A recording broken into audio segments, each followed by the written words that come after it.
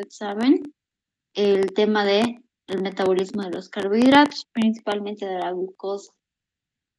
Hemos visto también cómo se desarrolla la diabetes, ¿verdad?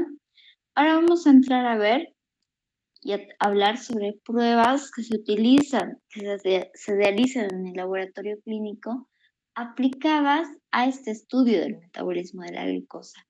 Son pruebas que nos sirven para conocer cómo metaboliza un determinado paciente, una determinada persona, su glucosa.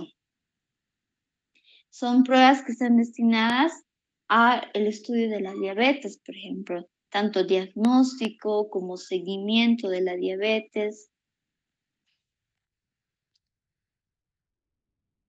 Existe una serie de pruebas, como dice acá, que nos permiten, por un lado, diagnosticar la diabetes, pero también hacer un seguimiento a pacientes que ya han sido diagnosticados como diabéticos. Entre las pruebas que tenemos para hacer el estudio de la diabetes están la hemoglobina basal o la hemoglobina en ayunas, glicemia basal o glicemia en ayunas. Es la determinación de la concentración de glucosa en sangre. Glicemia significa eso, glucosa en sangre.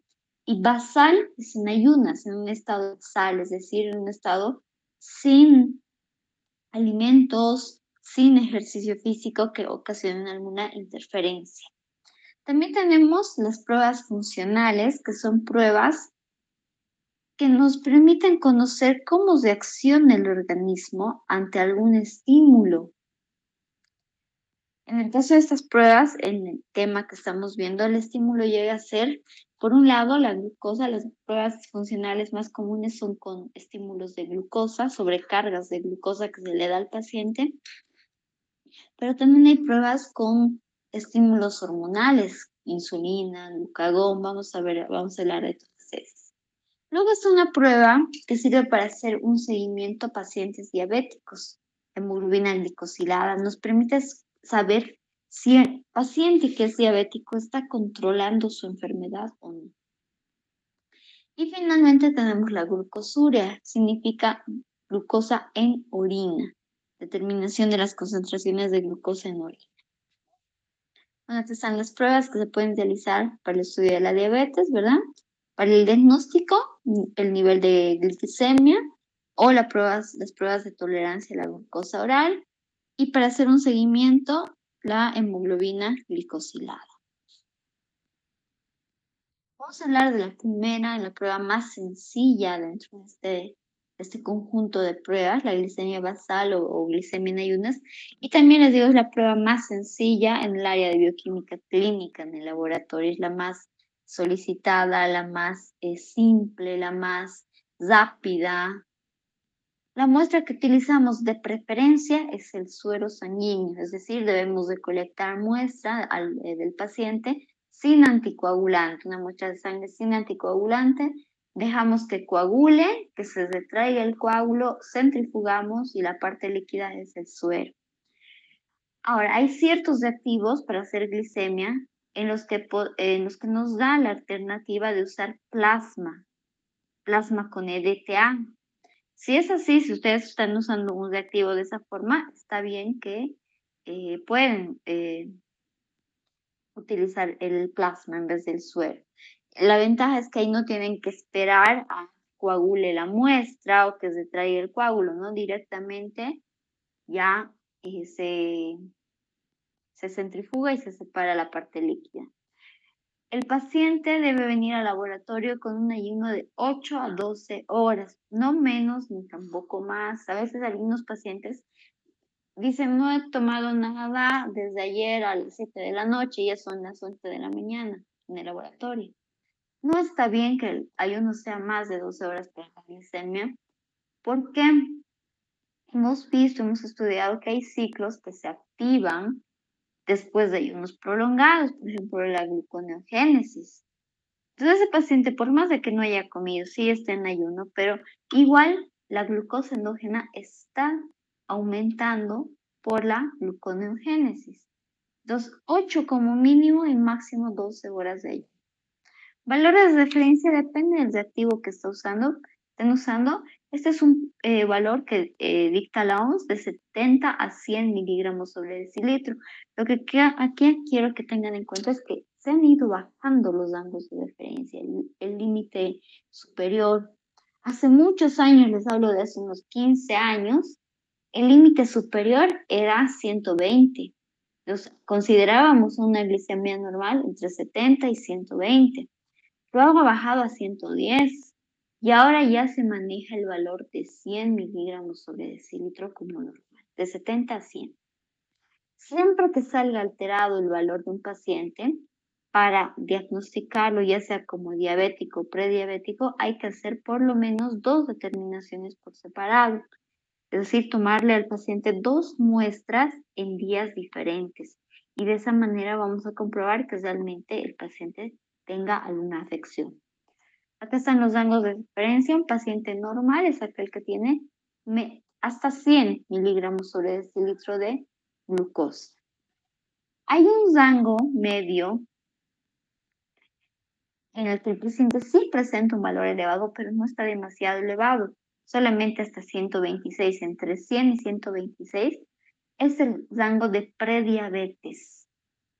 ¿Qué significa que una persona esté en este rango? Significa que está yéndose una diabetes, está avanzando una diabetes, pero hay un retroceso en esta etapa. Si el paciente empieza a mejorar la dieta, el peso sobre todo, esa persona puede volver a valores normales. Pero si no se controla en este momento, va a avanzar a una diabetes bien marcada. Entonces, la diabetes se considera de valores por encima de 126 miligramos sobre decilitro. Si un paciente en ayunas ya tiene ese valor, se considera diabético. Si es que lo hemos determinado el mismo valor 2 veces diferentes. Bueno, las otras pruebas, las pruebas funcionales, como les decía, la mayoría son pruebas con un estímulo de glucosa, es decir, al paciente se le da a tomar glucosa, se le da a comer glucosa o otro tipo de azúcares, o se le inyecta en vena glucosa. Y hay otras pruebas en las que podemos usar otro tipo de hormonas, insulina, glucagón, adrenalina. Una vez que damos estos estímulos al paciente, vemos cómo reacciona su organismo, porque debemos esperar lo normal, ¿verdad? ¿Qué es lo normal cuando uno consume mucha glucosa? Eso lo vamos a llamar sobrecarga de glucosa. Mucho azúcar, ¿qué está pasando? Mi organismo tiene que responder de alguna forma para que esa glucosa que se va a elevar seguramente en sangre vuelva a valores normales. Entonces, ¿qué va a hacer el páncreas? Va a liberar insulina. La insulina viajará hasta sus órganos diana, los órganos diana van a incorporar en sus células a la glucosa para esconderla. Estoy hablando del músculo, del hígado, del tejido adiposo. Eso es lo normal. Entonces, en estas pruebas voy a ver si ese paciente tiene un metabolismo normal de la glucosa y todo funciona así, o es que en algún lado algo está alterado. ¿Para qué son estas pruebas funcionales? Unas nos permiten tener un diagnóstico precoz de la diabetes. Esas que se dan, en las que se dan sobrecargas de glucosa, nos permiten decir este paciente puede tener diabetes en un futuro o ya está entrando en un estadio de diabetes, porque sobre todo la diabetes mellitus tipo 2 es una enfermedad muy insidiosa, de larga evolución, entonces hasta que no está bien asentada, el paciente ni se da cuenta que tiene la enfermedad. Con estas pruebas funcionales, el paciente antes de tener la enfermedad podría ya saber. Luego también nos permiten hacer un estudio y diagnóstico de hipoglicemias funcionales constantes. ¿Por qué los pacientes todo el tiempo están con hipoglicemias? ¿Qué pasa? Puede ser, por ejemplo, que su organismo no esté respondiendo al glucagón, así como el organismo no responde a la insulina en los casos de diabetes mellitus tipo 2. También hay casos en los que los pacientes no responden al glucagón, que es la hormona hiperglicemiante. También podemos diagnosticar insuficiencias hepáticas o estudiar por lo menos insuficiencias hepáticas porque el hígado es el órgano más importante del metabolismo de la glucosa, ¿verdad? ahí se almacena en forma de glucógeno, sale después de la degradación del glucógeno, ocurre la gluconeogénesis. Entonces, muy importante. Si no está funcionando bien, vamos a ver que esas pruebas funcionales van a estar alteradas. Y también otro tipo de trastornos hormonales se pueden estudiar con estas pruebas funcionales, como una hipersecreción de adrenalina, una hiposecreción de esta misma. No sabía, pero chicos.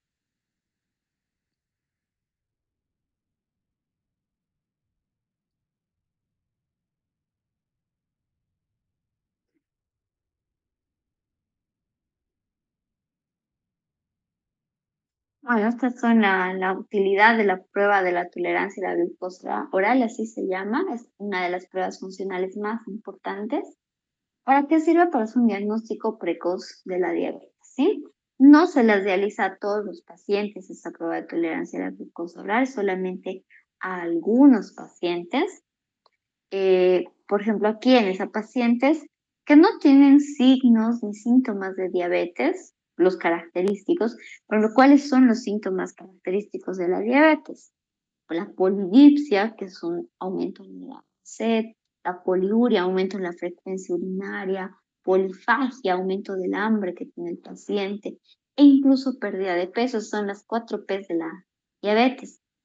Hay un grupo de pacientes que pueden no presentar estos síntomas, ninguno, tener la glicemia en ayunas y postprandial, es decir, después de los alimentos, normal, pero que en alguna ocasión han presentado glucosa en orina, glucosuria. No debería haber glucosa en una orina normal no hay. ¿Por qué? Porque toda la glucosa que se filtra en el glomérulo renal se absorbe en los túbulos, toda, salvo que en sangre la concentración de glucosa esté tan alta que la absorción ya no es completa. Y eso se llama umbral renal de la glucosa. Solo en esos casos vamos a ver glucosuria. Entonces, este grupo de pacientes puede ser que alguna vez haya presentado una glucosa muy alta y por lo tanto en su orina se encontró glucosa. ¿Y por qué esa glucosa tan alta? Entonces hay que estudiar. Se puede hacer con esa prueba de tolerancia a la glucosa. Otro grupo de pacientes que requieren esta prueba son pacientes que sí tienen síntomas de diabetes sin glucosuria y que su glicemia en ayunas y postprandial está al límite de lo normal, es decir, en la franja de prediabetes, entre 100 y 126. Ellos también necesitan esta prueba. Después, pacientes con historia familiar de diabetes, es decir, sus padres tienen, sus hermanos tienen diabetes, pero que aún no tienen síntomas y que están en una edad entre 30 y 40 años. Estos pacientes incluso varias veces van a necesitar hacerse estas pruebas. Luego tenemos mujeres que han dado a luz a bebés con un peso mayor a 4 kilogramos, es decir, bebés macrosómicos, y que han reportado estas mujeres una elevación en su glicemia durante el embarazo. Esas mujeres necesitan ser sometidas a la prueba de tolerancia a la glucosa. Solamente estos 4 grupos de pacientes. ¿Cómo se realiza esta prueba de tolerancia a la glucosa oral? Debemos indicar al paciente que también venga en un ayuno de 8 a 12 horas, como en la glicemia basal, porque de hecho le vamos a tomar una primera muestra en ayunas al paciente. Esa muestra se debe procesar lo más rápido posible en ese momento. Entonces, mejor, si mi reactivo me lo permite, es usar plasma con EDTA para que ese momento se pueda centrifugar y se pueda procesar. Si el resultado es menor a 126, yo puedo seguir con la prueba. Pero si ya es mayor a 126, estoy en la franja de diabetes, ¿verdad?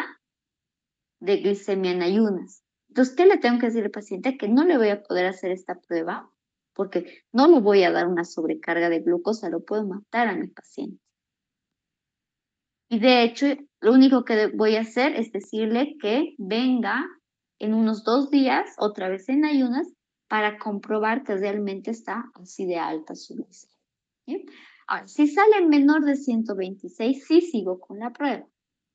Le doy a tomar una solución de glucosa de 75 gramos de glucosa en unos 300 ml de sangre. Es una solución muy dulce, chicos, muy, muy dulce. Entonces, tal vez para atenuar un poco ese sabor tan dulce, se puede poner unas cuantas gotas de limón, no mucho, unas gotitas para que sea más soportable para el paciente. Le damos unos 5 a 10 minutos para que acabe de tomar y cuando acabe empezamos a controlar 120 minutos o 2 horas. Ahora se hace directamente a las 2 horas la segunda toma de muestra. Antiguamente, esta prueba de tolerancia a la glucosa oral se llamaba curva de tolerancia a la glucosa oral. Había que tomarle muestra al paciente a los 30 minutos, a los 60, a los 120, varias tomas de muestra. Y era muy doloroso para el paciente tantos pinchazos, ¿verdad? Imagínense, ¿a quién le gusta recibir tantas veces pinchazos? Bueno, es el procedimiento que les iba a decir que les decía, toma de muestra en ayunas, procesamiento en ese momento de esta glicemia en ayunas. Si sale mayor a 25, no se realiza la prueba. Si sale menor a 126, sí se realiza. Dar a tomar 75 gramos disueltos en 300 ml. Estoy hablando de glucosa. Salvo que el médico diga otra cosa. El médico alguna vez les va a decir, denme a este paciente 100 gramos de glucosa en vez de 75. Puede ser que sea un niño o una persona con pesos extremos, es decir, muy delgada o muy obesa. En ese caso se calcula la cantidad de glucosa que se le va a dar de acuerdo a su peso. 1,75 gramos de glucosa por cada kilo peso del paciente. Entonces le damos 5 minutos para que acabe y empezamos a controlar los 120 minutos. Cada muestra de sangre que se realice, hay que acompañar con una muestra de orina para hacerle también la determinación de glucosuria. Bueno, la interpretación, un paciente diabético, ¿cómo va a tener sus resultados? En ayunas va a estar por encima de 100. Y a los 120 minutos va a estar por encima de 200 o ser igual a 200 miligramos sobre decilitro. Si es así, ese paciente es diabético. Ahora, hay también acá el rango de la prediabetes. Un paciente prediabético con esta prueba a los 120 minutos va a tener entre 140 y 199 miligramos sobre decilitro de glucosa. Ese sería un paciente prediabético. Bueno, y cuando hacemos la curva de tolerancia a la glucosa oral, que ya está en desuso, ya no deberíamos hacerla, esta era su interpretación. En ayunas también el paciente tiene mayor a 100 miligramos sobre decilitro si es diabético. A los 60 minutos mayor a 170, a los 120 minutos mayor a 140 y a los 180 mayor a 100 miligramos sobre decilitro. Si cumplía con estos datos, era catalogado como un paciente diabético. Nuestros cuadros resumen lo que les he dicho de los valores de referencia de la prueba de tolerancia a la glucosa oral. Un paciente que a las 2 horas tiene 139 o menos de glicemia es normal. Si tiene entre 140 y 199 es prediabético. Y si tiene más de 200 o 200 es un paciente diabético. Podemos ver algunas curvas de tolerancia a la glucosa oral, así se graficaban cuando se hacían varias tomas de muestra. Tiempo cero significa la glicemia que hacemos en ayunas, a los 60 minutos, 90 y 120 minutos. En el eje de las ordenadas ustedes tienen las posibles concentraciones de glucosa, la escala de concentración de glucosa. Los tiempos cero, este paciente que es, digamos, normal, tiene un valor en ayunas menor a 100 miligramos por decilitro. Es normal que alrededor de la hora, de los 60 minutos, todos los pacientes van a hacer un pico de concentración de glucosa en sangre, porque se ha completado en esta etapa la absorción intestinal de glucosa y ha llegado a la sangre. Entonces, este paciente, miren, tiene por encima de 150. Pero luego empieza a bajar Y eso es lo normal, que empieza a bajar. A los 120 minutos, un paciente normal debería tener entre 140 y 199. Entonces, este se considera un paciente normal, ¿verdad? A los 120 minutos estamos aquí, ya estamos por debajo de 150. Entonces, un paciente normal. Si ya está por encima de 200, es diabético, confirmo. Ahora, bueno, acá están las distintas curvas. En azul es la normal. Vean, en ayunas está normal, su glicemia por debajo de 100, hacia el pico máximo y luego empieza a descender. A los 120 minutos, más o menos este quinto punto, está volviendo a valores basales su glicemia. Estamos bien. En la curva gris es un paciente con diabetes ligera o prediabetes. Está al límite de lo normal en ayunas su glicemia, un poquito por encima de 100. Hace un pico máximo y luego tarda en descender. Sí desciende, no, a los 120 minutos no está por encima de 200, pero tarda en descender. Tampoco está igual que en ayunas, ¿verdad? No ha vuelto a lo normal. Sigue un poco elevado. El paciente con daño hepático en la curva rosada es un paciente que está en ayunas normal, luego hace el pico máximo y hace como una meseta. Entre la primera y la segunda hora hay un cambio ligero. Sobre todo en los primeros 100 minutos parece que no cambiara la concentración de glucosa. Luego ya desciende, baja rápidamente. A los 120 minutos tenemos un paciente con una glicemia que está muy parecida a la basal, pero ha tardado, ha hecho una mesetita para descender bajo. Y finalmente la curva en amarillo dorada, la que está arriba, es un paciente diabético, ¿verdad? Pero esta curva es solamente para mostrarles, es gráfica, porque en realidad ese paciente no se debería hacerle esta prueba, porque vean, en ayunas ya tiene un valor muy alto, por encima de 126, por encima de 200 incluso. A este paciente no deberíamos darle glucosa.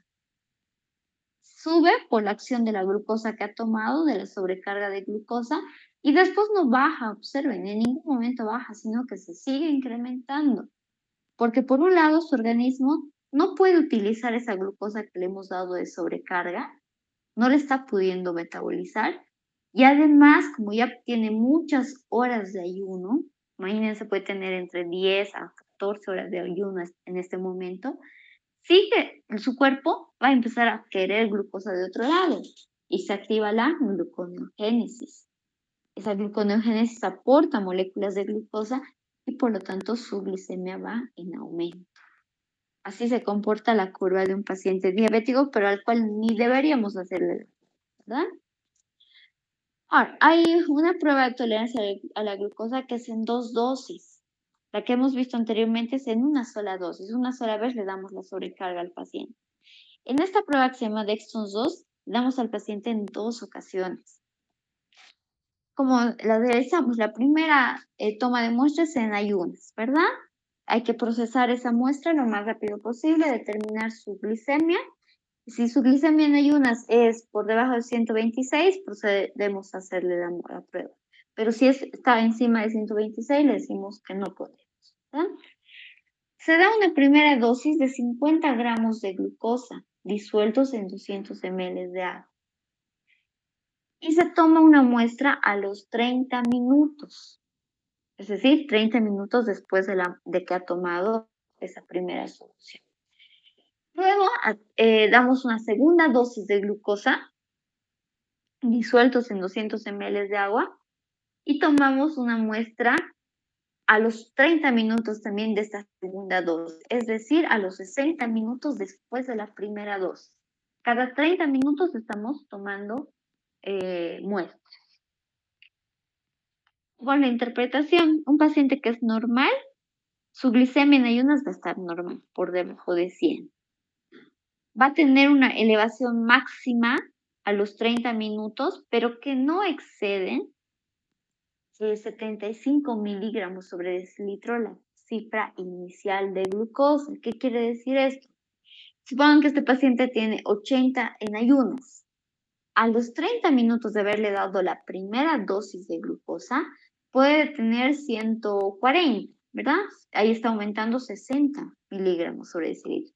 Puede tener incluso 150, está aumentando 70, pero no puede tener 175, no puede tener 180, porque estamos aumentando más de 75 miligramos sobre decilitro la glucosa en ayunas.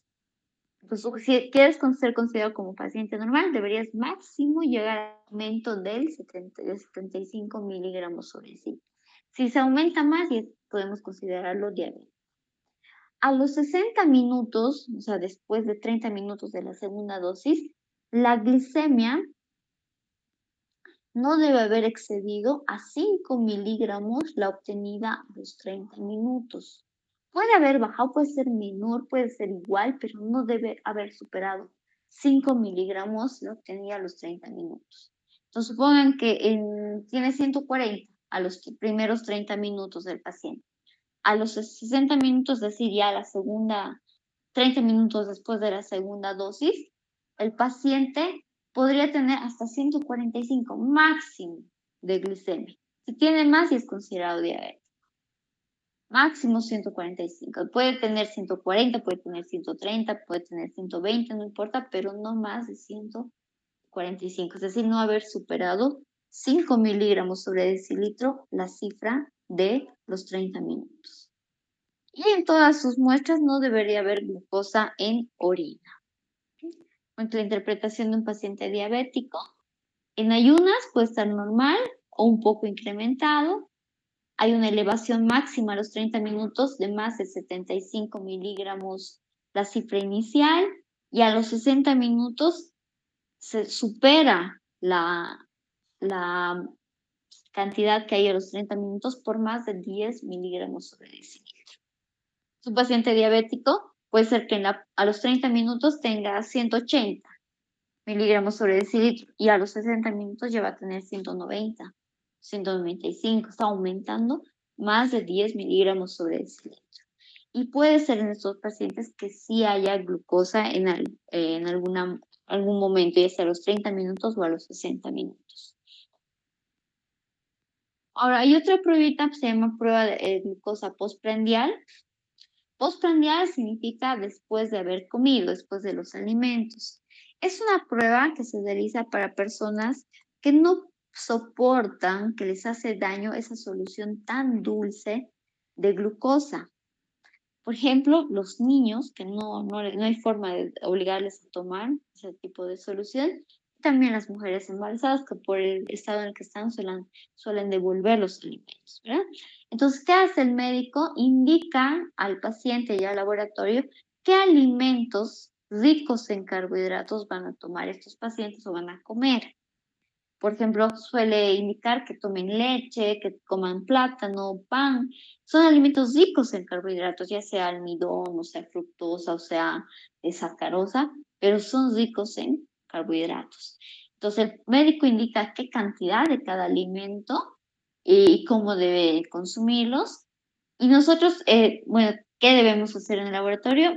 El paciente viene en ayunas, a 8 a 12 horas, le tomamos la primera muestra en ayunas, en estado basal, procesamos esa glicemia y, los criterios de rechazo son los mismos, ¿verdad? Si tiene más de 126 en ayunas, no procedemos a la prueba. Si tiene menos de 126, sí realizamos.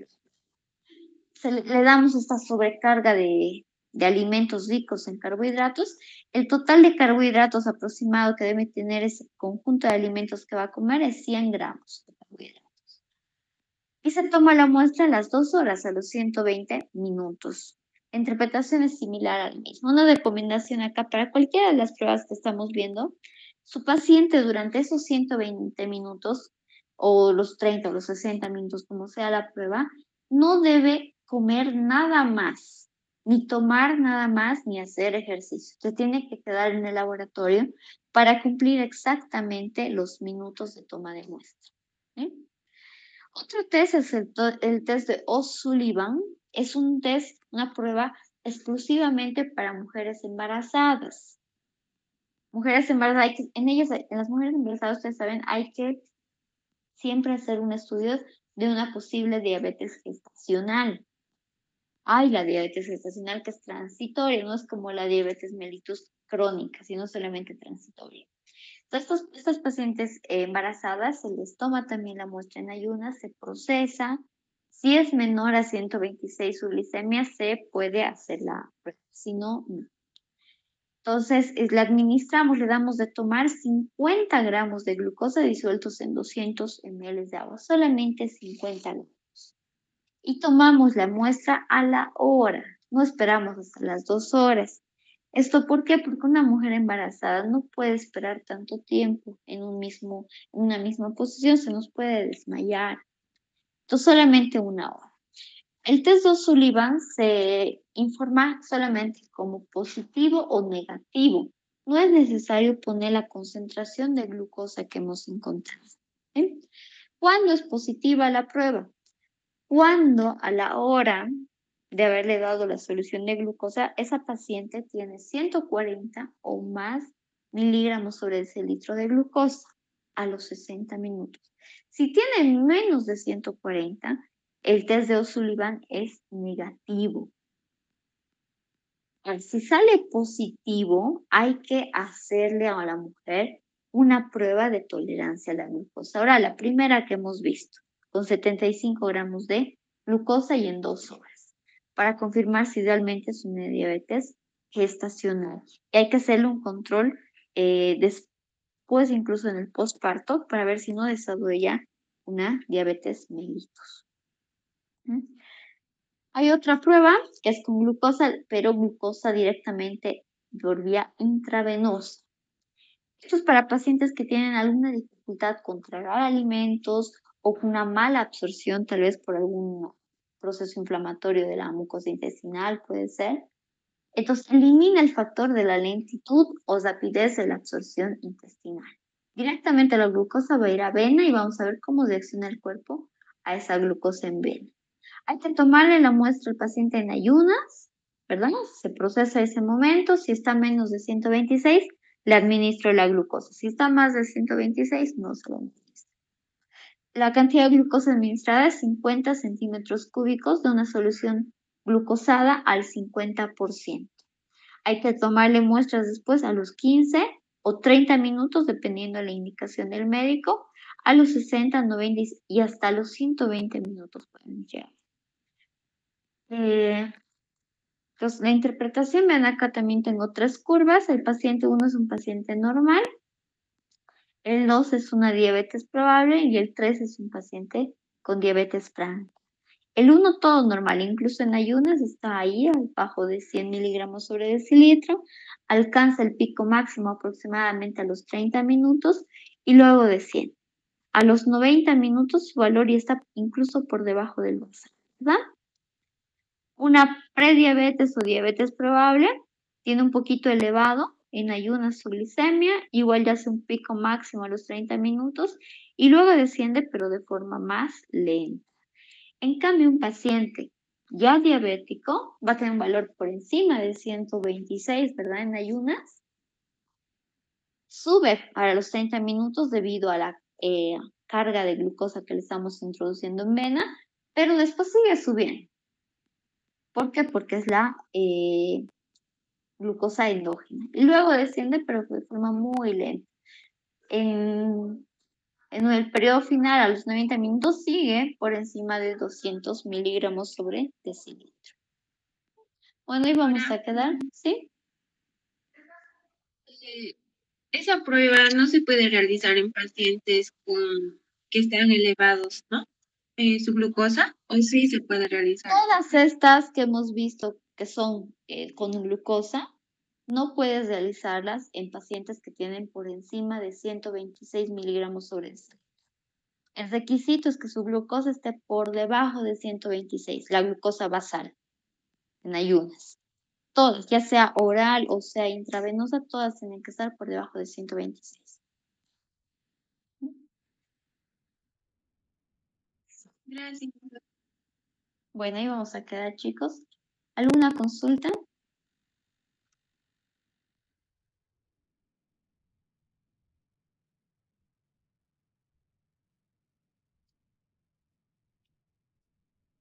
Bueno, si no hay consultas, eso sería todo. Que tengan una buena tarde, una buena noche. Chao, chicos. Hasta luego, doctor. Chao, chao.